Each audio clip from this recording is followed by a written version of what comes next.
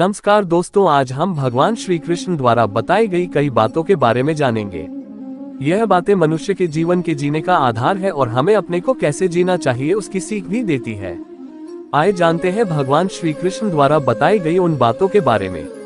आज हम इस लेख में जिससे आपको केवल ज्ञान ही एक ऐसा अक्षय तत्व है जो कहीं भी, किसी भी अवस्था में और किसी भी काल में मनुष्य का साथ नहीं छोड़ता। 2. धरती पर जिस प्रकार मौसम में बदलाव आता है उसी प्रकार जीवन में भी सुख दुख आता जाता रहता है। 3. युद्ध हो या जीवन सफलता केवल 3 शस्त्रों से प्राप्त होती है: धर्म, धैर्य और साहस।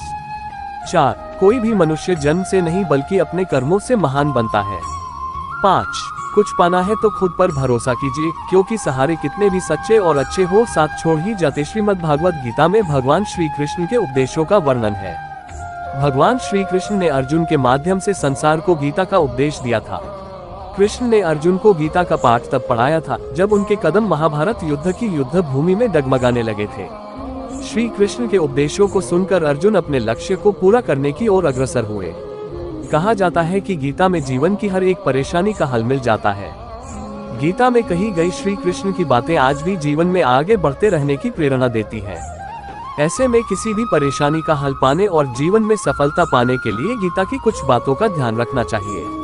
माना जाता है कि जो भी व्यक्ति गीता की इन 5 बातों का जीवन में अनुसरण कर लेता है वह हर काम में जरूर विजय हासिल कर लेता है। ये रहे गीता के अनमोल उपदेश जो जीवन को नई राह दिखाते हैं। जीवन में होना चाहते हैं सफल तो याद रखें चाणक्य की ये बातें, कभी नहीं होंगे असफल, फल की इच्छा छोड़ कर्म पर ध्यान देना चाहिए।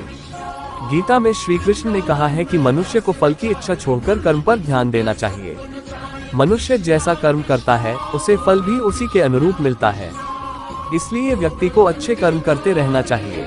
स्वयं का आकलन। श्री कृष्ण के अनुसार व्यक्ति को खुद से बेहतर कोई नहीं जान सकता, इसलिए स्वयं का आकलन करना बेहद जरूरी है। गीता में कहा गया है कि जो व्यक्ति अपने गुणों और कमियों को जान लेता है वह अपने व्यक्तित्व का निर्माण करके हर काम में सफलता प्राप्त कर सकता है। मन पर नियंत्रण। हमारा मन ही हमारे दुखों का कारण होता है। ऐसे में श्री कृष्ण ने गीता में कहा है कि जिस व्यक्ति ने अपने मन पर काबू पा लिया वह मन में पैदा होने वाली बेकार की चिंताओं और इच्छाओं से भी दूर रहता है। साथ ही व्यक्ति को अपने लक्ष्य को भी आसानी से प्राप्त कर लेता है। क्रोध पर काबू रखें।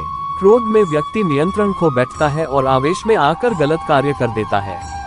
यहाँ तक कि कभी कभी गुस्से में व्यक्ति खुद का अहित कर बैठता है।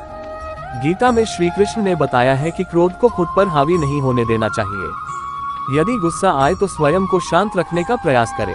स्पष्ट नजरिया। गीता के अनुसार व्यक्ति को संदेह या संशय की स्थिति में नहीं रहना चाहिए। जो लोग संशय की स्थिति में रहते हैं उनका भला नहीं हो सकता है।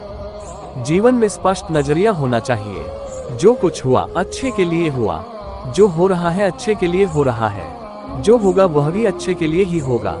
जो कुछ हुआ अच्छे के लिए हुआ, जो हो रहा है अच्छे के लिए हो रहा है, जो होगा वह भी अच्छे के लिए ही होगा। तो सकारात्मक रहो और अपना कर्म करो।